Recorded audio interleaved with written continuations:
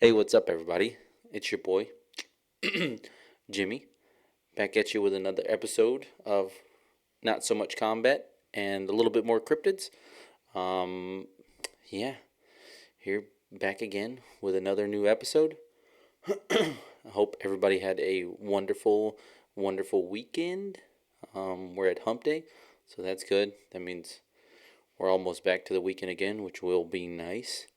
I just wanted to go ahead and stop and take the first couple minutes to, for some reason, I couldn't tell you why. I don't know why, but the last video that I posted probably got the most views any of my videos have gotten. um, I don't know why. I didn't really do anything differently besides just kind of talk about the subject I wanted to talk about and posted it on my YouTube and went from there. But I wanted to say a big thank you to everybody who watched it. Even if you only watched it for 30 seconds, a minute, 5 minutes, whatever it is.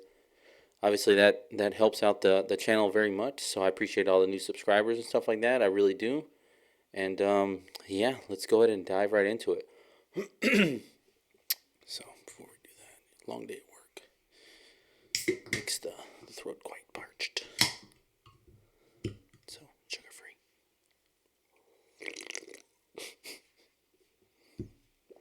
But yeah. Anyways, so the subject that we're going to be discussing today, I want to think it was last Thursday or Friday when I was at work. Me and a couple of the buddies were sitting in the lunchroom on break, and we started talking about, I started talking about the podcast and stuff like that, and bringing up subjects like, hey, what do you think I should talk about next week, or what do you think I should bring it up, or just kind of just random conversation, just talking about the podcast and stuff like that. And the one subject that somebody brought up was the Dyatlov Pass incident. And if you don't know what that is, I suggest, trust me, I'm not going to do it as much justice as I think it's on. It's either like a Netflix documentary or a Amazon, maybe Amazon, but they did a whole documentary on it. And the case was closed for a long, long time. Basically, they took all the evidence that they got from this incident, and basically for like 20 years, it basically lay dormant until like recently. I think it was in 2015 or 17 or something like that. They reopened the case and were trying to see if they could really figure out like what happened on that day and stuff like that. So basically, I'll go into detail of like how the incident went and stuff like that. But basically, the overall incident is basically in Russia. There was this group of hikers that wanted to go up to this pass where they wanted to go camp out, and they were really just trying to get out in nature and stuff like that. But Russia, I mean, it's not the best as far as weather wise. It's really, really, like, a lot of the places they were going are very impassable at certain times of the year, and they were up there at a point in time in the year where the snowfall was heavy and all this crazy stuff was going on. But basically, all 9 of these people that went up there, every single one of them died. And 4 of them, I would say 4 or 5 at least, were very explainable. Like, they had hypothermia, like the normal thing you would think that most people who were in this kind of environment would normally die if you were in this kind of exposure. And the other 4 that perished, they were actually, they didn't die from hypothermia. They died after the fact, but during the process and everything like that of them going up there, they basically, there's so many different conspiracies about this, and it's so mind-boggling how this one incident had so many different theories that went along with it. Like, it went as far as there were aliens, to there was a picture of like a Yeti, and there was like Russian experiments going on up there, to these people who lived up there in that area that they were trying to take revenge because the people were up there. There was all these kinds of different things. There was a love triangle that went on, and that everybody like turned on each other and stuff. So it was insane, this story. I feel like I'm breathing in this thing too much. because I'm facing this way, so I don't like the mic like directly in front of my face. I think it still picks it up pretty good, but I try and like, you know, not like fuck like hot mic the shit out of it. But yeah. So anyways, so the whole incident and everything was called the Dyatlov Pass incident. It's really really insane, and just like most of the stuff, there's always 10 million sides of this story. So I will give you the basically the rundown that I'm going to give you is gonna kind of be in like a weird order, but basically I'll give you the first like what happened and stuff like that, and then you'll get a take on everybody else's like their side stories as far as what everybody thought. Like, hey, what if this happened? What if this is the reason why it happened? Or what if this is the reason why it happened? Like that kind of like everybody has their 2 cents to throw on us because no one really knows what happened up there. But it was just weird how everything was, how the whole like, scene went down. And all these people that died up there, they were all experienced hikers in this environment, in this kind of setting. So to see these people die in this way, it was just like nobody had an understanding. Nobody knew why this basically happened, which is really what threw the whole investigation for a loop. And it being Russia, it's really hard to get everybody's story straight because everybody's always like, I don't know if you've seen the show. I think it's called Chernobyl, and it's about like the whole like nuclear power plant and stuff like that, and how it basically the whole reactor ruptured and basically spewed all this radiation in the air, and the Russians and everybody tried to cover it up, which I mean is pretty, I guess that's pretty normal. I guess I mean the U.S. would probably do the same thing, but that's besides the point. But that whole incident, like Russia's always been very secretive, and it's very hard to get information or to kind of get stories straight and stuff like that. So it was really hard for investigators and people trying to find out what this story was about or what really happened because there was so many different people trying to take different avenues to try and cover it up. So it's a really crazy story. So if you haven't heard about it, I'm not going to do it as much justice as the documentaries do it, but I'll just give you my take on what could have been going on or what I think was going on or whatever the hell any other case it could be. But for the majority of it, it's a pretty wild account, a really pretty wild story. Alrighty, let's see. And this is all just from Wikipedia, so it could just be a load of bullshit too. It's not really. What do you have to go off of? Like the Netflix documentary and Wikipedia. The only reason why I like the Wikipedia is because it bullet points a lot of stuff, and it doesn't give you like, hey, they traveled to a gas station and spent like that kind of stuff. It just kind of gives you like the down and dirty details, which is kind of all I really want to know.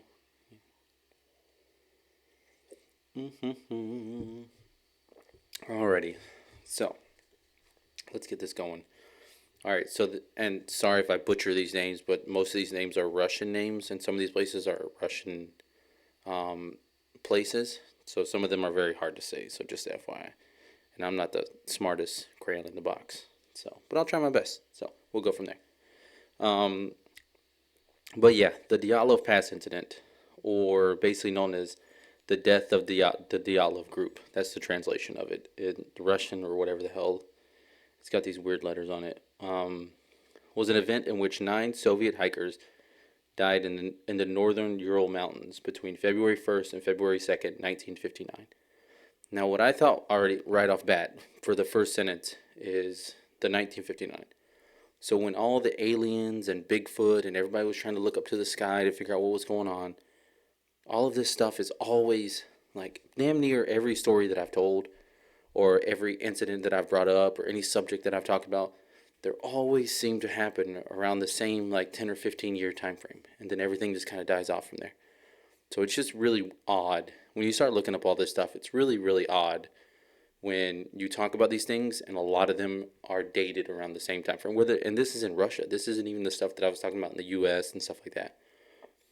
So that was the first thing that caught my eye. I was like, damn, that's kind of why does this time frame always seem to be in the same kind of area of years and stuff like that?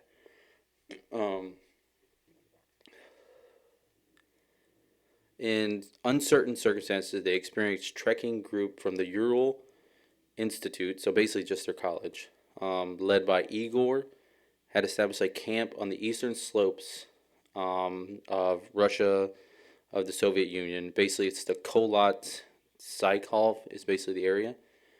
Overnight, something caused them to cut their way out of their tents and to flee the campsite while inadequately dressed for the heavy snowfall and sub-zero temperatures.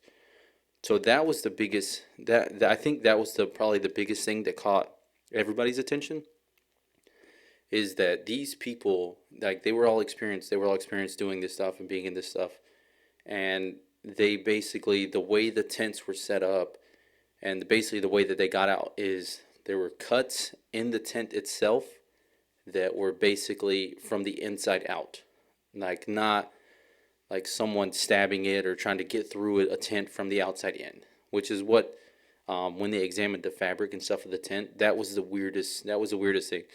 So it makes you think, like, were they cutting little slits into it to see? And you gotta think, like, 1959, there's not, like, you don't have a fucking headlamp or like a bunch of flashlights to just shine out into the distance and stuff. This is like, and when you're in the dark, like that kind of a dark, it's dark. Like, and the snowfall and the amount of snowfall that was going on, and the amount of infrastructure going on with the crosswinds and everything like that, like, you cannot. It's so hard to see out there.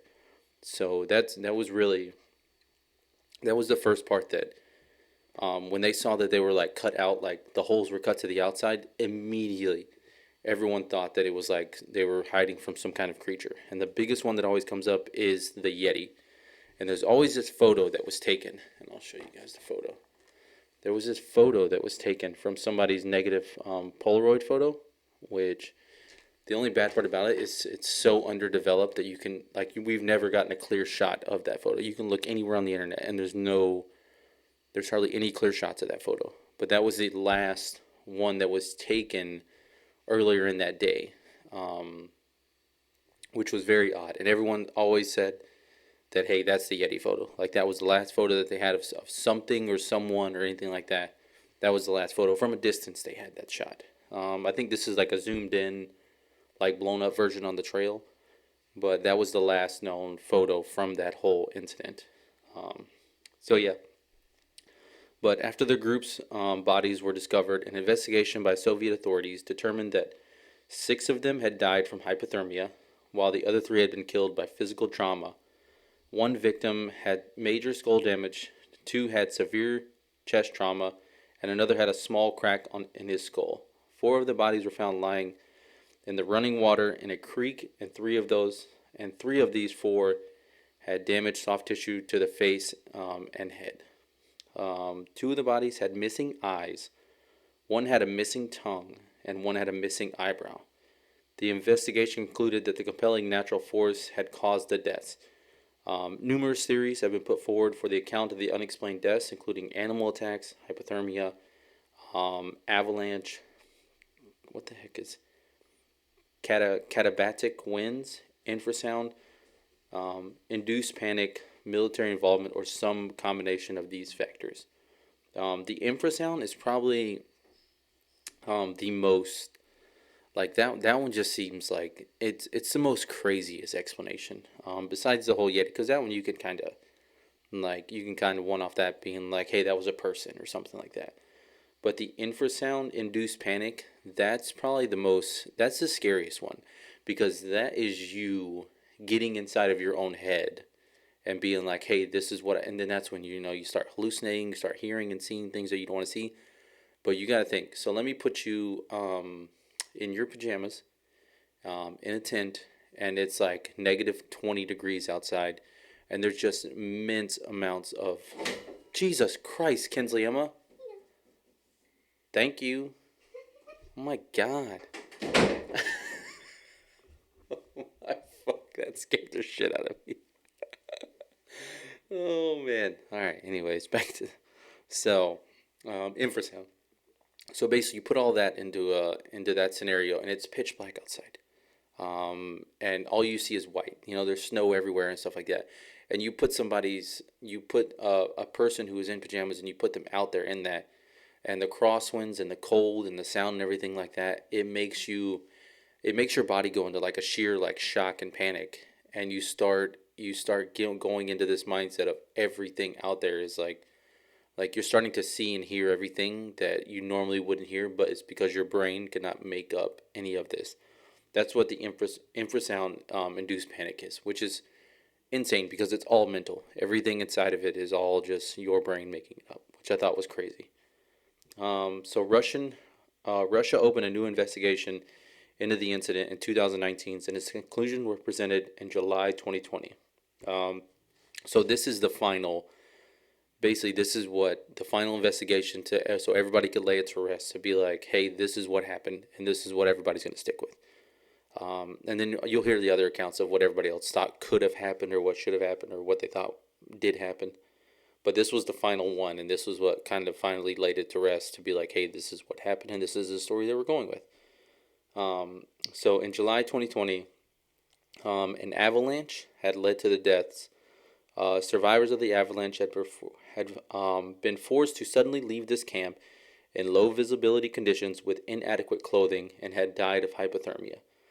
Andre, he's the deputy head of the regional prosecution office, said, "It was a heroic struggle. There was no panic, but they had no chance to save themselves under the circumstances." A study led by scientists from EPET Zurich, published in 2021, suggested that a type of avalanche known as a slab avalanche could explain some of the trekkers' injuries. So, you're talking from 1959 to 2020. Like you're saying it's that now. Like that just seems like a bullshit answer, because you don't know. Like none of us would know how that. I mean, you could draw up like maybe like some mock diagrams of it, but you don't know what the area was like at that time, or what it could have been. So it's really hard to drum it up as like, hey, they died from an avalanche and everything can be explained. And you can say, and you're gonna say there was no panic. Like, how would there be no panic? Like, let me throw fucking 9 people in a tent and have some crazy shit going on outside and think that everybody's gonna be like, no, this is cool, man. Yeah, we'll just wait it out in here. Like, no, I don't care who the fuck you are.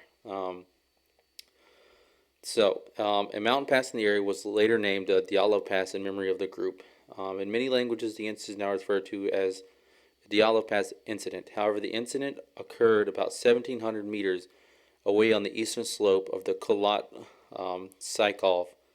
A prominent rock outcrop in the area now serves as memorial to the group. It's located about 500 meters to the east-southeast of the actual site of the final camp. Dude, I gotta stop stapling these damn things. Because I staple off the corner, and then you can't fucking read it, and it's harder to read. So let's see, which one is this one?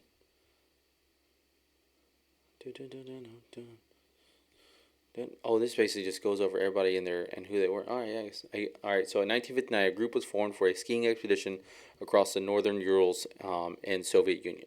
According to the prosecutor, documents that were found in the tent of the expedition suggested the expedition was named for the 21st Congress of the Communist Party of the Soviet Union and was possibly dispatched by the Komsol organization. Igor, a 23-year-old radio engineer student at the school, the leader assembled a group of 9 others for the trip, most of whom were fellow students and peers at the university. The initial group consisted of 8 men and 2 women, but as noted below, one member started to hike, but later turned back due to health issues. So that's another thing. So the one guy, so it would have been 10, but this guy turned back the day before the incident happened because he was feeling sick. So he turned back before their last big trek up to the part where the weather and everything got shitty. He turned back the day before and headed back down the mountain with like some, I'm assuming with like the local people who lived up there. They brought him back or whatever it was. But yeah, so one person actually did survive, but that's because he wasn't there with the group. Yeah, so started psych, but later turned back due to the health issues. Each member of the group was an experienced grade 2 hiker with ski tour experience and would be receiving grade 3 certification upon their return.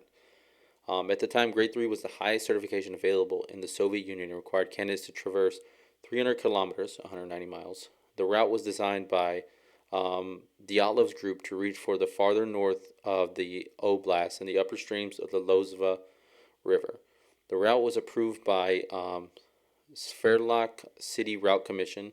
This was a division of the Committee of Physical Culture and Sport, and they confirmed the group of 10 on January 8th, 1959. The goal of the expedition was to reach whatever that mountain, 10 kilometers north of the site where the incident occurred.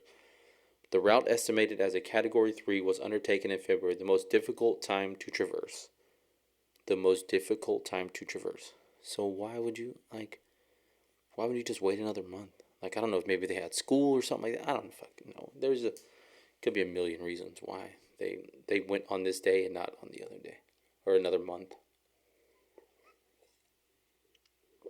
But I like how they say it was the most difficult time to traverse after the fact. It's like, I guarantee you guys weren't like, you guys were probably like, oh no, you'll be fine, you'll be good, or whatever it was. So on January 23rd, 1959, the Dyatlov group was issued their route book, which listed their course as following. The number 5 trail at the time, the Committee of Physical and Sport listed the approval for 11 people. The 11th person listed was Simon, who was previously certified to go with an expedition of similar difficulty. The Dyatlov group left the city on the same day they received the route book. So they didn't even... So as soon as they got the route book, they were gone. Like, I guess they didn't even wait like a day, or like maybe... What if you would have... See, that's what... I guess that's probably the craziest thing. Like, what if you would have waited a day? Like, another day? Like, would this have happened? Because, or would it have still happened because maybe it wasn't just an avalanche? But that's so crazy how that whole... Everything lines up like a certain way, and everything happens for a certain reason. Because you would think, like, sometimes if you leave... Like, if you're driving on a highway and you have to stop to use the bathroom or get gas, and traffic is free-flowing and you're going and stuff, and you're stopping... Like, we had this happen when we were coming through West Virginia with the family. We were going to visit Florida. And we got off at an exit and got gas real quick and then jumped back on. And within 10 minutes of driving, there was a full-blown, like, semi-truck that caught fire and was on fire. Like, you see the black smoke pouring. It was going hundreds of feet in the air. The paramedics, firefighters, state troopers, everybody's there. And it delayed us for 2 hours. But it makes you think, if we wouldn't have stopped, would we have been in front of that or closer to it? Or, like, that, it just makes you think. Like, so these people, they got their route book and they left the same day. So it makes you think, if they would have just went home and slept and they came back, would all of this have happened? It really makes you think about those kind of things. So here we have the members of the expedition, and it tells you their names, and they're supposed. It literally says supposed cause of death. So the first one, so Igor, Yuri, George, Alex, Zin, and Rustam all died of hypothermia. Every single one of them. So they all just froze to death. That was it. There was nothing, like, you could chalk that one up as, hey, yeah, like, you go outside in inadequate weather gear and you die from hypothermia. That's pretty normal. But the other three are the weird ones. So you have Liu, who's a woman, had internal bleeding from severe chest trauma. Nick had a fatal skull injury, and then Simon had severe chest trauma. So those 3 were the weirdest ones. And what I don't like that they don't show here is the ones who had... So one of them had their tongue ripped out, not frozen and fell off, ripped out. Both of their eyeballs ripped out, a different person. And one of them had one of their whole eyebrows, like, removed, like, ripped off. And so that doesn't even tell you that. That just shows you, like, hey, like, these are the people who died of not natural causes. They had hypothermia. But the other people who had all these other severe injuries, which just, at the point in time, I think it tells you in here later on, but at the point in time, the whole avalanche thing that happened, the injuries, the only one that they can explain is if the avalanche happened, these people died of hypothermia. because they weren't prepared for it. And the other three who were like basically like crushed, and one had his skull broke. Like the avalanche that would have happened, they had no explanation at the time to be like, hey, this is a good enough reason for why this happened. It was very weird. So basically, the group arrived by train at the town of the center of North Providence Oblast in the early morning hours of January 25th, 1959. Then they took a truck, a lorry, to a lorry village that is less inhabited settlement to the north. While spending the night, the skiers purchased and ate loaves of bread to keep their energy levels up for the following day hike. So this is kind of like their last spot before they kind of get away from like the civilization and stuff like that. So on January 27th, they began their trek towards the Gora. On January 28th, one member, Yuri, who had severe health ailments, including rheumatism and congenital heart defect. Jeez, why would you be doing this, dude, if you already had that? Turned back due to his knee and joint pain that made him unable to continue the hike. The remaining 9 hikers continued the trek. Diaries and cameras found around the last campsite made it possible to track the group's route up to the day preceding the incident. On January 31st, oh my god, this is my birthday, that's so weird. On January 31st, the group arrived at the edge of the highland area and began to prepare for climbing in a wooded valley. They cached surplus food and equipment that would be used for the trip back. The next day, the hikers started to move through the pass. It seems that they planned to get over the pass and make the camp for the next night on the opposite side. But there's always a freaking but. But because of worsening weather conditions and snowstorms and decreasing visibility, they lost their directions and deviated west towards the top of Kolat. When they realized their mistake, the group decided to set up a camp there on the slope of the mountain. Which, I mean, I'm no expert at hiking in mountains or snow and anything like that, but from what I read, that's like the worst place you could set up a camp.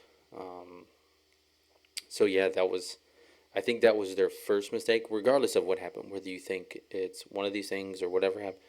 It was just like that was their mistake, their only mistake that they did. So they set up on the slope of the mountain rather than move 1.5 kilometers or 0.93 miles down the hill to a forested area that would have offered some shelter from the weather. This is all speculation. This is just them trying to recreate the scene. Dyatlov probably did not want to lose the altitude that they had gained and had decided to practice camping on the mountain slope. Seems like a perfect time to practice camping on the mountain slope instead of going 1 mile basically back down the hill where you probably would have lived and survived maybe.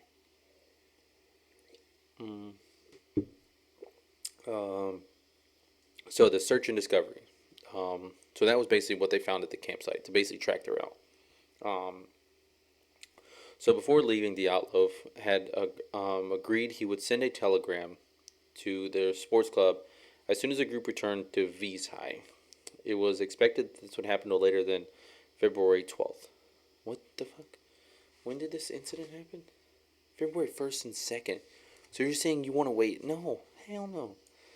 If I'm going out there and this happened February 1st to 2nd and February 12th, that's 10 days. So you're going to be out there for 10 days before anybody even starts to look for you. That's crazy. That's crazy. So before he departed the group, he expected it to be longer. When the 12th passed and no messages had been received, there was an immediate reaction. I'm sure there was.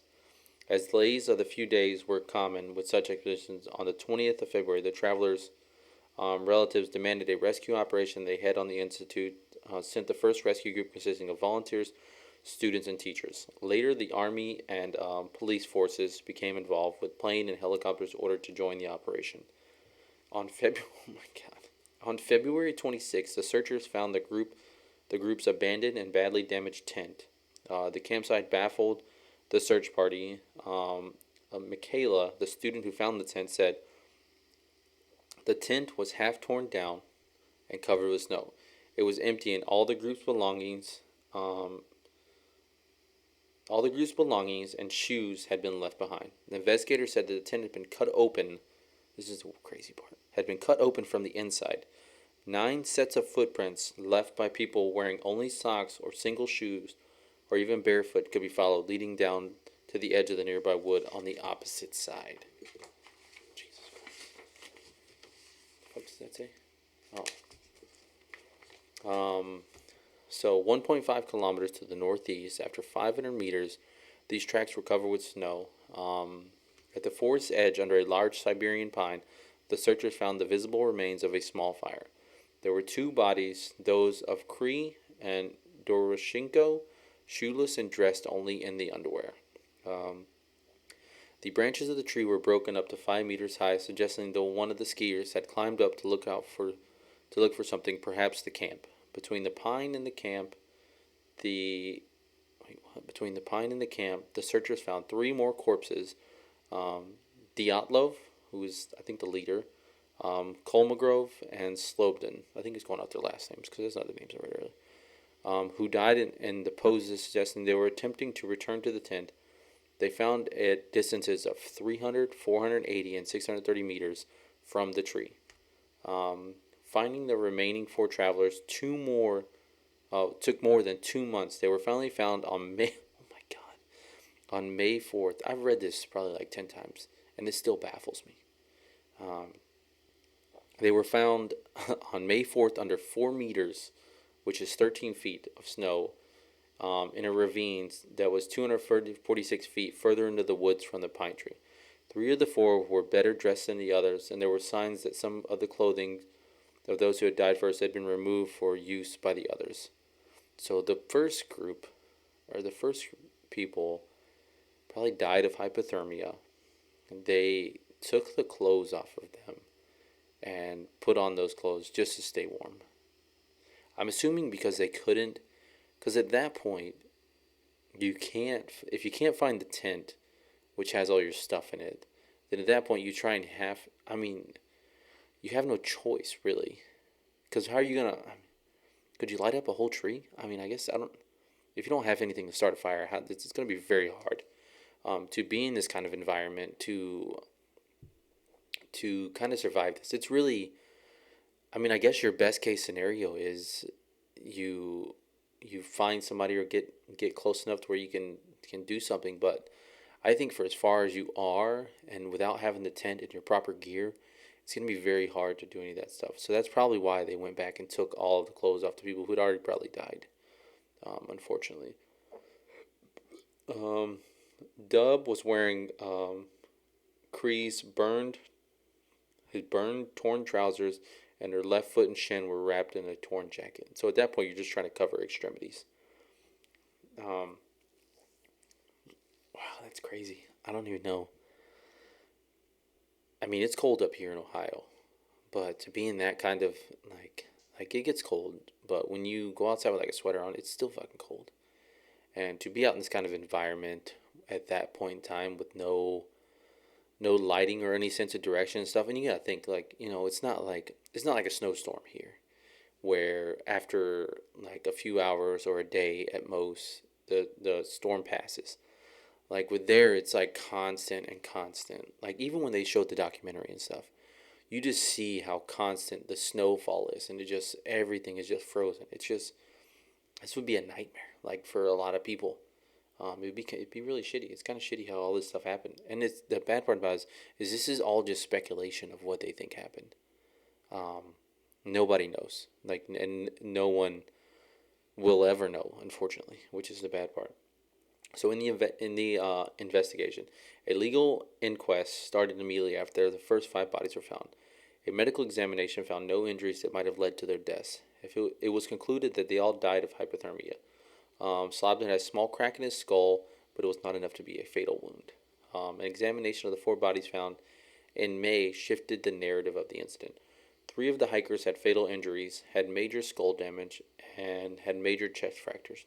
According to Boris, the force required to cause such a damage would have been extremely high, comparable to that of a car crash. Notably, the bodies had no external wounds associated with the bone fractures, as if they had been subjected to a high level of pressure. At that point, you can chalk it up as a lot of things. You can say, hey, this is like they fell off a cliff, which is one thing that you can say. The other thing that I've heard is since the holes were cut looking out of the tent, they thought that maybe there was a group of people that approached him and were trying to and made them leave out of there and forced them to like walk in the snow, which that doesn't seem right because if you would have forced somebody out to walk in the snow like that, you would see their footprints would be frozen in the snow as well, or you would see these footprints around, or some giant animal of some sort, which is the one that I mean, nobody knows. So I'm just gonna assume that's my thought for the whole thing, is basically what I think happened is something and the only reason why I think this it's there's so many holes in this story, and the only reason why I think it and everything started in the tent. That's where everything started. So you're not going to. So if there was an avalanche going on, so let's say that if there's an avalanche going on, you're not gonna peek out and cut holes in your tent to look out. That was the odd thing for me. And it wasn't like they had equipment and stuff in there, and it poked holes in it. Like the examination of the tent, it showed knife marks, like slices, like to be concurrent with a knife and not like poked holes and stuff like that. So that was the weird. So that's what leads me to believe they were forced to leave out of the tent, and that's the reason why they all scattered and they all left, and at that point you don't really know like what happened. It's really crazy how that all went down. But yeah, anyways.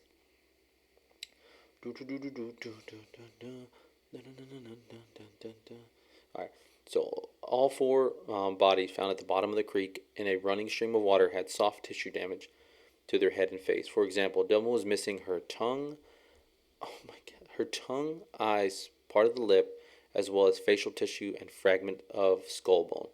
While Zolo had his eyeballs missing, and Alexander had his eyebrows missing. The forensic expert performing the post-mortem examination judged that these injuries had post-mortem due to the location of the bodies in the stream. There was an initial speculation that the indigenous Mansi people, which are the people who helped them go up there, they were kind of like the shaman, I guess, or the not shaman, the like the people who travel with people to help them, like when they do Mount Everest or whatever the hell it is.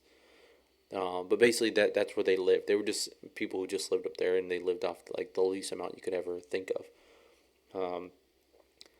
And all they are is reindeer herders local to the area. Had attacked and murdered the group for encroaching upon their land. So obviously they're very sacred, stuff like that. They have like sacred areas, and they have like shrines and places where they go to worship and stuff. It's not like a church and stuff.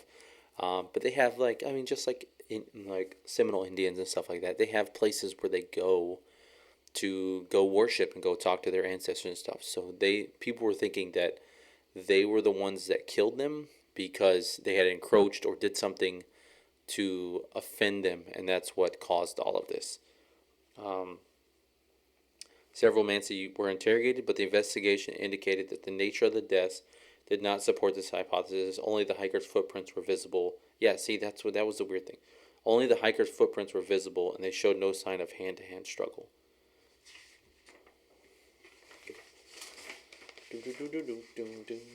Alright, so although the temperature was very low, negative 13 to 22 degrees Fahrenheit with a storm blowing. The dead were partially dressed. Some had only one shoe, while others wore only socks. Some were found wrapped in snips of ripped clothes that seemed to have been cut from those who had already been dead. Journalists reported on the available parts of the inquest files claimed that it states 6 of the group members died of hypothermia and 3 of fatal injuries. There were no indications that any other people nearby the Kolot, apart from the 9 travelers. The tent was ripped open from within. The victims had died 6 to 8 hours after their last meal. Traces from the camp showed that all group members left the campsite of their own accord on foot. Some levels of this is the one thing that was kind of, but I think he worked at like a factory where radiation was or something like that. but there were some levels of radiation were found on one victim's clothing. Um, to dis- to dispel the theory of an attack by the indigenous Mansi people, um, Vosro stated that the fatal injuries of the three bodies could not have been caused by human beings because the force of the blows had been too strong and no soft tissue has been damaged. Um, Released documents contain no more information about the condition of the skiers' internal organs. Why would you not release that? That's then it just seems like you're hiding something. Um, if you don't release like a full autopsy of what everything that happened, it seems like you're hiding something, and that's a little concerning. There were no survivors, obviously. At the time, the official conclusion was the group member had died because of a compelling net force. The inquest officially ceased in May 1959 as a result of the absence of a guilty party. The files were sent to a secret archive. In 1997, it was revealed that the negatives from Krivov's camera were kept in a private archive of one of the investigators. Lev, the film material was donated by Ivan's daughter to Dyatlov's foundation. The diaries of the hiking party fell into Russian public domain in 2009, so you'll never see that again. Um, on April 12, 2018, Zolo's remains were exhumed of the initiative of journalists of the Russian tabloid newspaper. Contradicting results were obtained. One of the experts said that the character of energies resembled a person being knocked down by a car, and the DNA analysis did not reveal any similarity to the DNA of living relatives.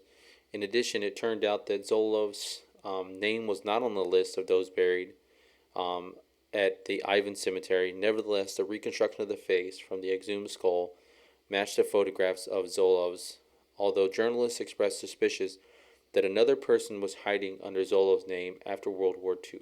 That's another crazy thing. They think he was like a spy or something. Um, so in February 2019, Russian authorities reopened the investigation in the incident. Although only three possible explanations were being considered: an avalanche, a slab avalanche, or a hurricane, the possibility of the crime has been discontinued. Or discounted. Discontinued. Like it's food.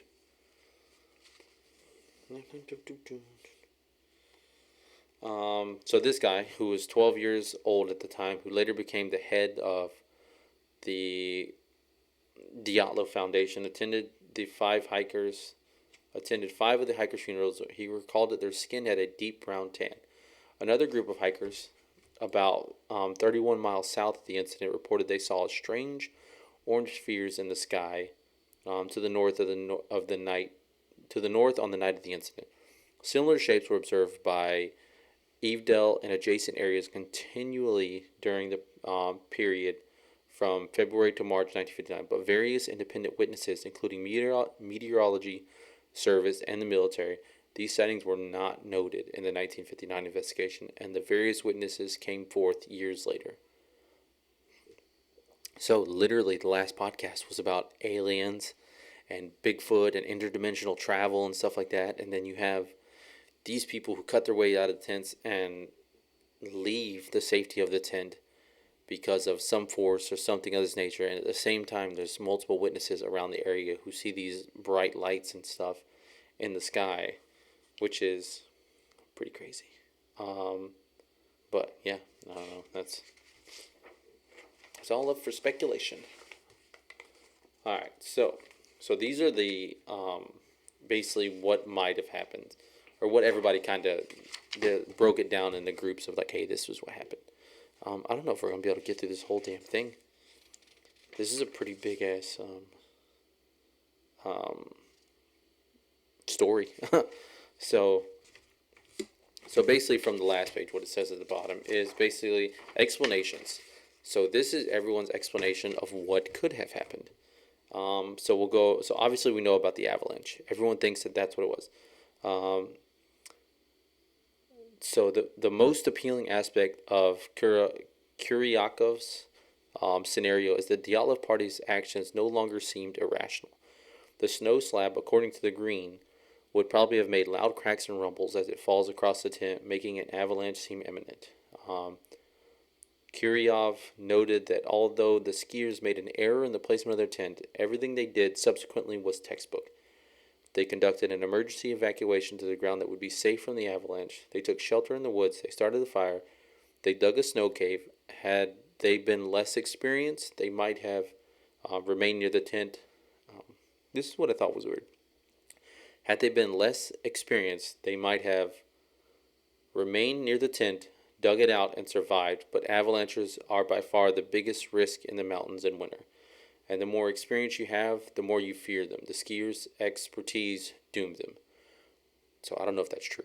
It might be true. If you're an avid skier or somebody who likes to climb mountains and stuff, if an avalanche is your worst fear, so they maybe thought, I mean, at that point you're thinking, like, you hear the loud cracks and everything going on. You think an avalanche is about to start coming down, so do they freak out and run down the hill?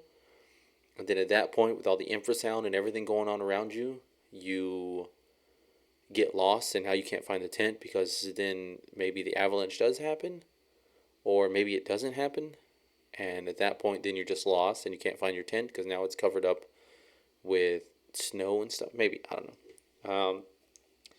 So the original explanation, reviewing a sensationalist Yeti hypothesis, American skeptic, that the group woke up in panic and cut their way out of the tent because an avalanche had covered the entrance of the tent, or because they were scared that an avalanche was imminent. Better to have potentially repairable slit in the tent than risk them buried alive in tons of snow. They were poorly clothed because they had been sleeping and ran to safety in the nearby woods. Would help slow oncoming snow. In the darkness of night, they got separated into 2 or 3 small groups. One group made a fire, hence the burned hands, while the others tried to return to the tent, recover their clothing since the danger had passed. But it was too cold and they all froze to death because they couldn't locate their tent in the darkness. At some point, some of their clothes may have been recovered or swapped from the dead, but at any rate, the group of 4 whose bodies were mostly severely damaged were caught in an avalanche and buried up to 13 feet of snow, more than enough to account for the compelling natural force, the medical examiner described. Dubiani's tongue was likely removed by scavengers and ordinary predation. So animals took it? Alright. I don't know what kind of big ass animals Russia got, but that's a lot of shit. The contradictory evidence. Evidence contradicting the avalanche theory is this is like the factual, I guess, or the people who are going against everything that I just said. The location of the incident did not have any obvious signs of avalanche had taken place. An avalanche would have left certain patterns of debris distributed over the wide area. The bodies found within a month of the event were covered very shallow layer of snow, and had there been an avalanche of sufficient strength to sweep away the second party, their bodies would have been swept away as well. They could not have caused more serious or different injuries in the process that would have damaged the tree line. So the repeated investigation in 2015.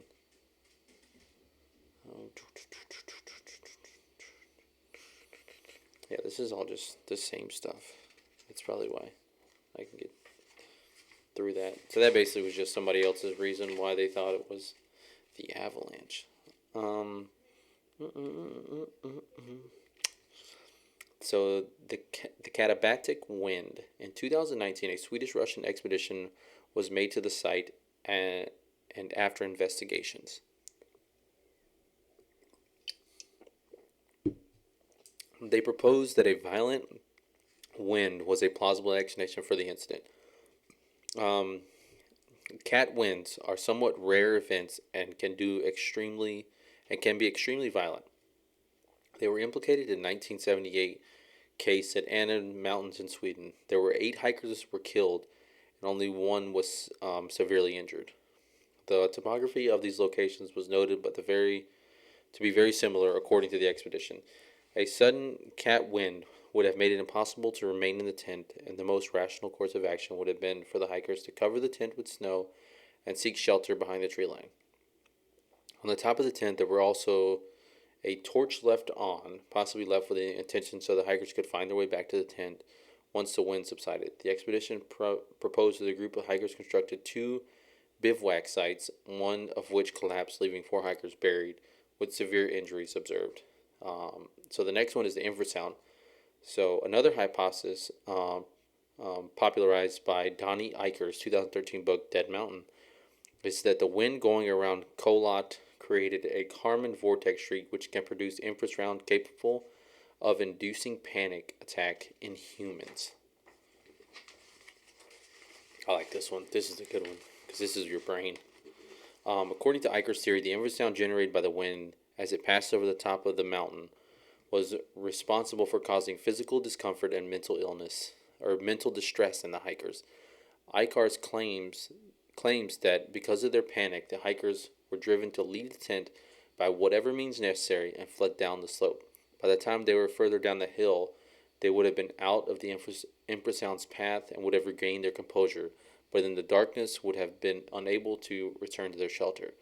The traumatic injuries suffered by 3 of the victims were a result of their stumbling over the edge of the ravine in the darkness and landing on the rocks on the bottom. So, barring all of the entire Yeti subject and all that stuff, that one I could see happening. I mean, if the sound is so, it's just so it messes you up so much that you're just like, I just got to get out of here. It's like being in a room and just something annoying, just repeating itself, and stuff like that. You're just gonna want to get the fuck out of there. So that makes more sense to me, I guess. Over, they didn't see anything around the area that looked like an avalanche. So that leads me to believe that maybe winds can do that, and winds can sound like all kinds of different things. So the paradox undressing. International Science Time posted the hikers' deaths were caused by hypothermia, which can induce a behavior known as paradoxal undressing, in which hypothermic subjects remove their clothes in response to perceived feelings of burning warmth. It is undisputed that 6 of the 9 hikers died of hypothermia. However, others in the group appear to have acquired additional clothing from those who had already died, which suggests that they were of a sound enough mind to try to add layers.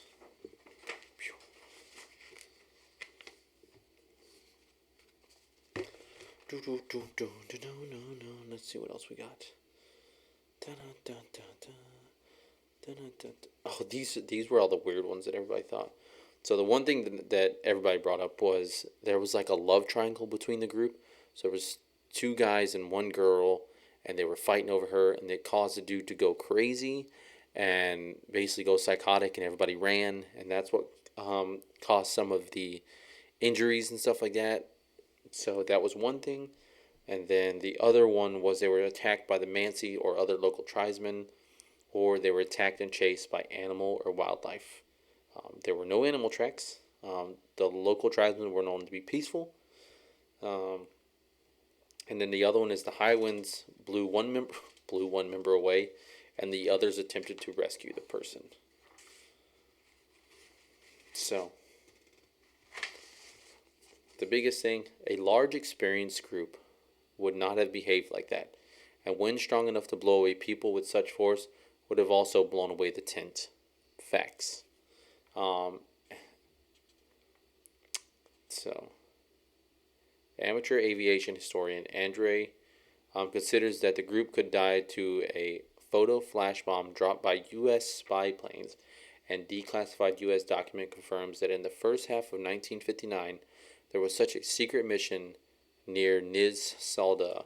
According to Sheplev, the U.S. plane could drop a photo flash bomb, which, due to the mountain area, exploded closer to the ground than expected. The explosion could frighten the hikers, so they left the tent and froze to death. Some of the hikers could be injured directly by the explosion. Wow. That's a lot of stuff. So, the Dyatlov Pass incident. That was a lot.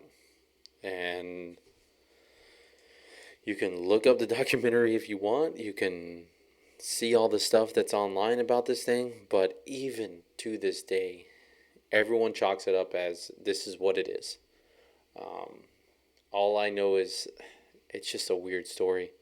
To think that something chased them out and made them lose their shit to leave, whether it be a Bigfoot or an animal of some sort or an avalanche or something. But all I know is on that day, if they would have maybe left one day later or one day sooner, would things have changed? I don't know. It's just a thing of what ifs.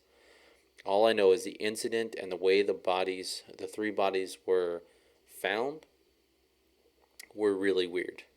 Um, for them to be such experienced hikers, it makes you think what would cause them to lose and panic like that and just run out to the cold. And that's negative 20 degrees. Like, that's cold.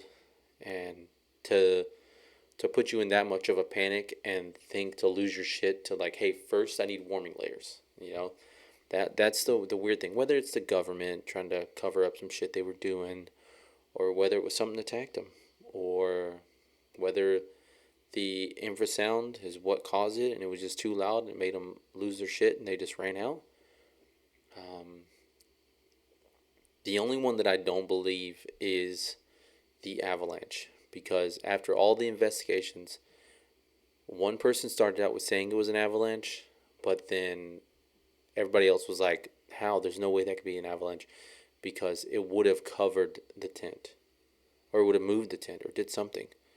So something made them come out, and something made them go to that point to where they just lost all their shit and ultimately died out of sheer panic. And that's the crazy part. So I wish we could have gotten to the other subject, but I guess we'll just have to wait until next week. Because I like to keep them at least an hour. That's about it. Because once you start hearing my voice too much, it just kind of gets boring. So, yeah, but the one thing I wanted to talk about is, I'm just going to leave you with this one-liner, and that's it. How many people have disappeared in the national parks in the United States since 2017? Boom. Look it up. Tell you what, it makes you not want to visit some of these places. That's for damn sure. Once you see the numbers, you're like, where's it? Oh, it's on here. Bam. Nevada?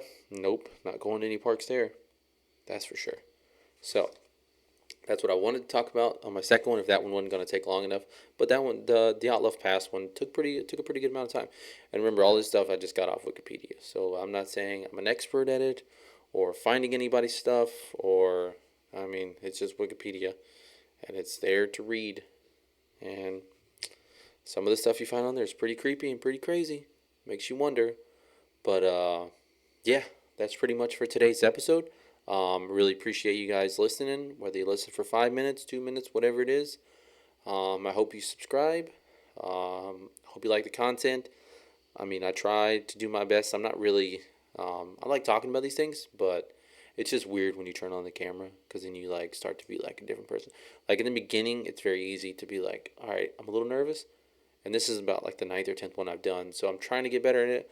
I hope you guys enjoy it. But yeah, if you want to, leave any suggestions or any comments or anything like that, or what you want to hear, I'm open for anything. 100%, whether it's true, lies, whatever it is, we'll just talk about it and voice our opinion on it. So, yeah, but other than that, I appreciate you guys subscribing and listening, and I will see you guys next week. Take care.